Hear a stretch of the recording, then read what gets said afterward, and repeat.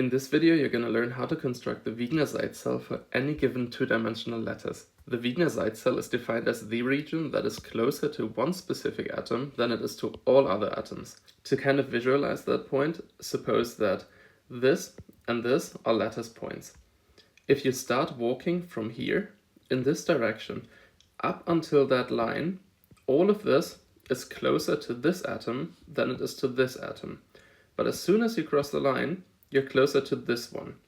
So this right here would be part of this lattice point's Wigner Seitz cell, and this area right here would be part of this atom's Wigner Seitz cell. I always like to imagine that with an analogy that the atom or the lattice point is a house and the Wigner Seitz cell is the property around it. Usually people will have a fence or a hedge or something to separate their property from their neighbor's property, and if we assume they're the same area, then as soon as you climb over that fence or that hedge, you are closer to your neighbor's house than to your own house. So this is the basic underlying idea. But how do you actually construct those? Well, it's actually pretty simple, because it essentially boils down to 3 steps. Once you have chosen your central atom, you will draw lines from that central atom to the nearest neighboring atoms. We're then going to construct perpendicular bisectors on all of those lines, and the smallest enclosed area within those lines is our Wigner Seitz cell. We're now going to work through specific examples for all 5 types of two-dimensional bravais lattice. Of course, the process is technically the exact same in 3 dimensions, but in 3 dimensions you would have planes instead of lines as those perpendicular bisectors, and the Wigner Seitz cell itself would obviously be a volume instead of an area. But the thing is that 3-dimensional lattices, and especially Wigner Seitz cells within them and all of those planes and stuff, are super hard to draw on paper. So it's firstly much easier to explain in 2 dimensions, and secondly because problems that ask you to construct Wigner Seitz cells usually refer to 2 dimensions anyway, because it is that hard to do in 3 dimensions on paper. So we're going to focus on 2 dimensions and work through all 5 different bravais lattice, starting with the square lattice.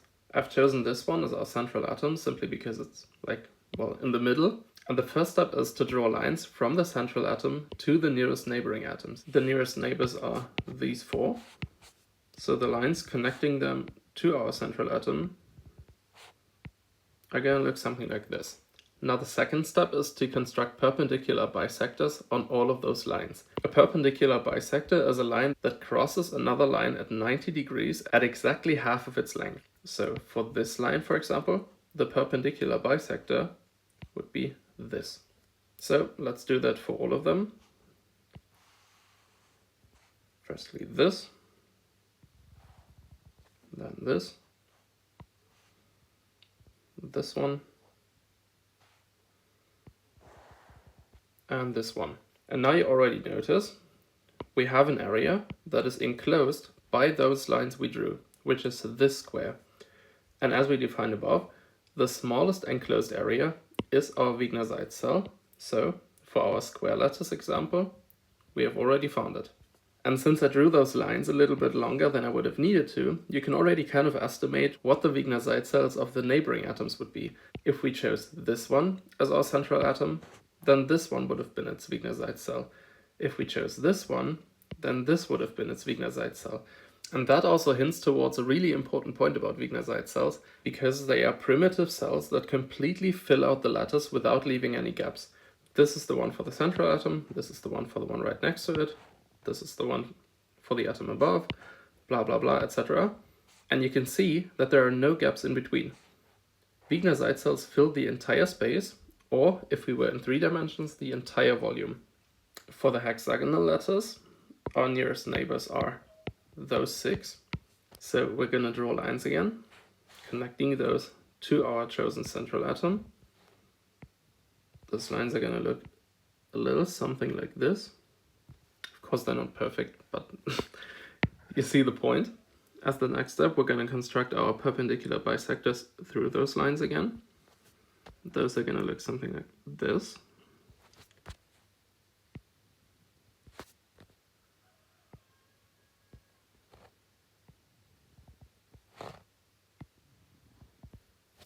And that's it already.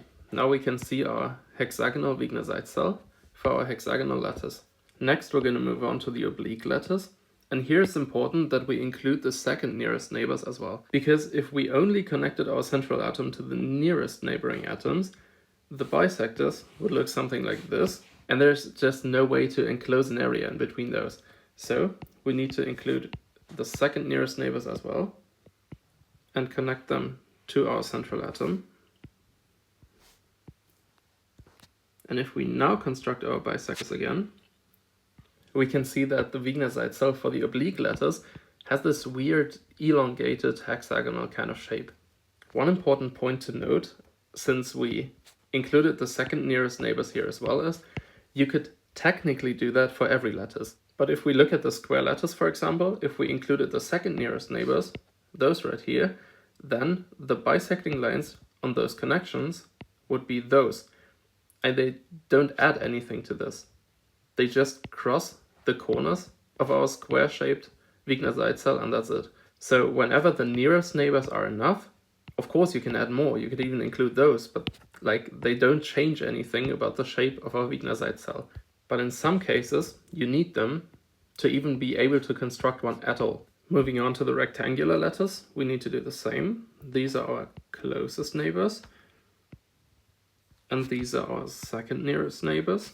And you can probably already guess that the Wigner Seitz cell of the rectangular lattice is going to be rectangular as well. That leaves us with only one two-dimensional type of bravais lattice remaining, the rectangular centered, which is basically the rectangle with an additional lattice point in the middle. And we're going to choose this one as our central atom, simply because it is in the middle. Connecting it to the nearest neighbors will look something like this. And if we now construct our bisectors, we'll be able to see that the Wigner Seitz cell of the rectangular centered lattice is also hexagonal. So those are the Wigner Seitz cells for all 5 types of two-dimensional bravais lattice. And the point I mentioned earlier, that the Wigner Seitz cells cover the entire space without any gaps, holds for every one of those. Because if we constructed the Wigner Seitz cell around this point, it would look something like this. If we did it around this point, it would look something like this. Those fill the entire space as well. It doesn't just work for the square lattice, it works for any lattice. I really hope you found this video helpful. If yes, you know what buttons to click, and otherwise I'm always open for feedback, so put it in the comments. Same goes for any video ideas. If there's a topic you would like to see me cover, just type it into the comments, and I'll put it on my list for future videos. Thank you so much for watching, and see you in the next one.